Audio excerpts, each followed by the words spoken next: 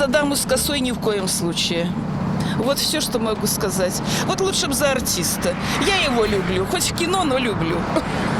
Напевно, за Гриценка. Ну, звісно, за Садового лепш, але так як тепер його заміняє Гриценко, то довірюся.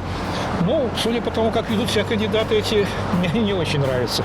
Как-то я не задействована в жизни Украины, и эту тему как-то вот среди даже молодежи она как-то не особо обсуждается. Ну, мабуть, не за Порошенко. Однозначно.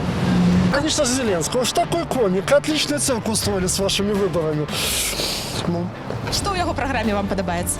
вы знаете, я белорус. Я живу в Беларуси. Украинские выборы – это большой цирк. Поэтому что они там говорят, это бесполезно. Это, ну, я не знаю. Ну, просто комик, и все, весело. Все равно ее не выберут. А белорусские выборы, яны больше серьезные? Точно такие же. У нас один президент. 20 лет, такой же будет еще в ближайшие 6 лет.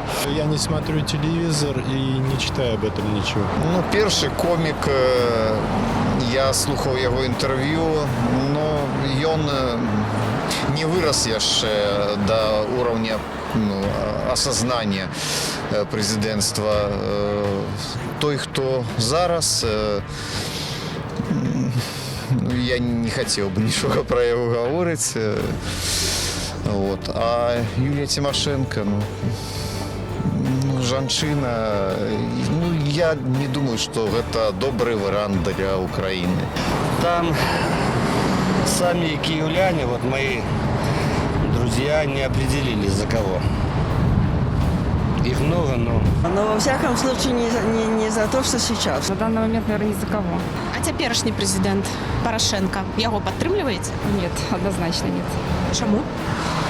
Ну, мне кажется, что то, что они позиционируют себя как демократическое государство и хотят, ну, как бы пытаются, по крайней мере, это преподнести, в том числе и мировому сообществу, ну, не соответствует, по-моему, тем нормам, правилам, которые должны быть, ну, якобы быть в демократическом государстве.